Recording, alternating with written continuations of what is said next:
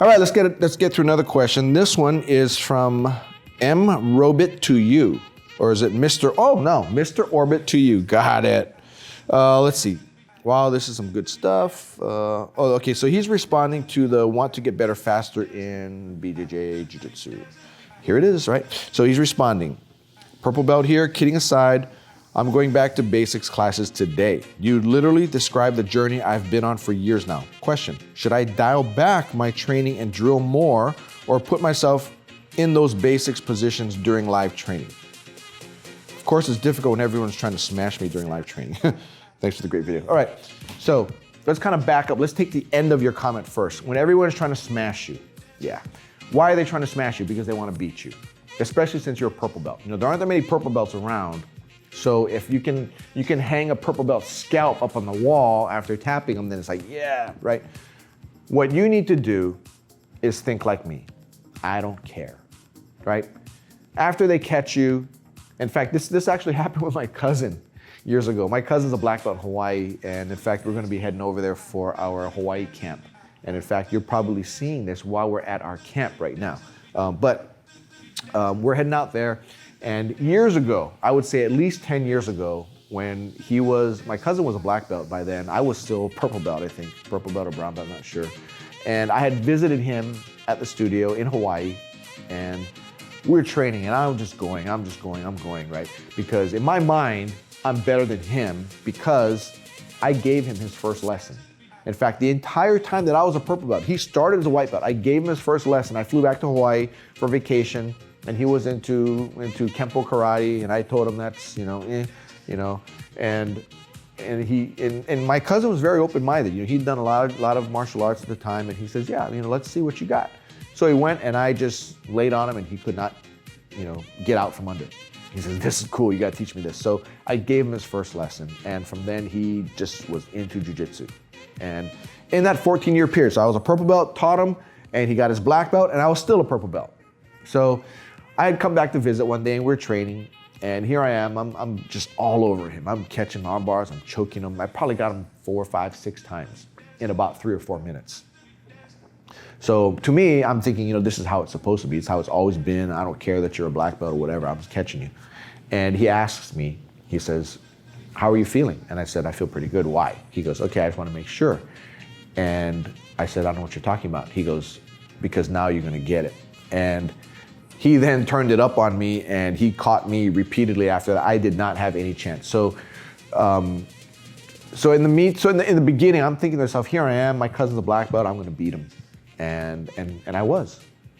But the problem was he was letting me have it. And he then showed me who was boss, right? And it's funny because, as the years gone on, we're doing this now, but now we're both black belts, and it's fun now. But, we're getting old. He's a little older than I am. But that was when we were younger, and we were in great shape then. So that's the first thing I want to say. You're a purple belt, don't worry about if people get you. It doesn't matter, right? If they want to smash you, let them have it. If you have a 5-minute roll and this guy's just going after your neck, let them have it. Let them get it in. Let them get that choke in. And now, work to try to get out. Work to try to get out, right? Let him have it. Don't fight him on it. If you cannot get out, tap. Good job, all right? You got it. And then train again. And then let him have that choke again. Work to get out. Just like I had mentioned, that video that you had asked me, you responded to was about when RICKSON talking about, how when he would go to the seminar, he'd let people have full chokes in on him. And what's gonna happen, right? Let's say he did fail and he was not able to get out of that choke that he would have the biggest guy put on him. He just gave the whole choke. And if he didn't get out and he ends up tapping out and the guy releases, did RICKSON fail? I don't think so. Why? Because he let the guy have the position on him. Same thing you're gonna do. If they wanna smash you, let them smash you. Let them have whatever position they want, and then work your escape, right? Everybody tends to have something they wanna do. Some guys are always choking, some guys are always doing arm bars, some guys are always doing foot locks, whatever. Let that person have whatever they want. And in fact, if you come across a guy who likes to choke, then always put him in a situation where he can choke you and then get out. So yes, you wanna drill, so you can drill during live rolling. Just because you're live rolling doesn't mean you need to win every time. Doesn't mean you need to be going after somebody all the time. You can be using them as your training dummy, but you're letting them do whatever they want, right? If they're not as good as you. On the other hand, if they're better than you, then you're just gonna have to keep working. You may never pass a guy's guard, so you have to work on passing guard. But don't do 5 different guard passes against that one person. Just do one.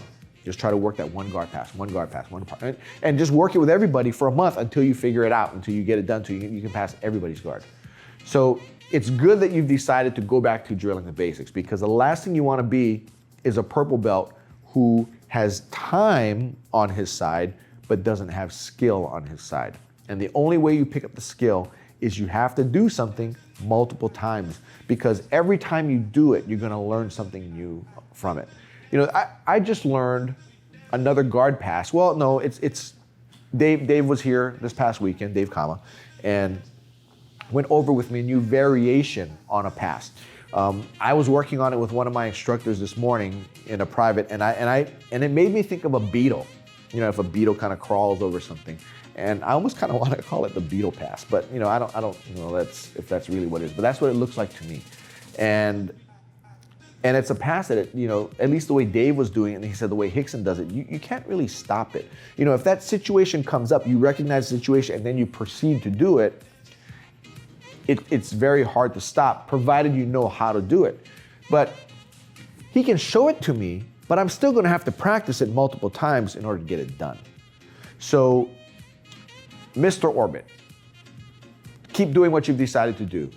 Don't let anybody distract you from it. Choose one thing and just work on that. Let everybody have it, and you'll be golden. You'll be even better.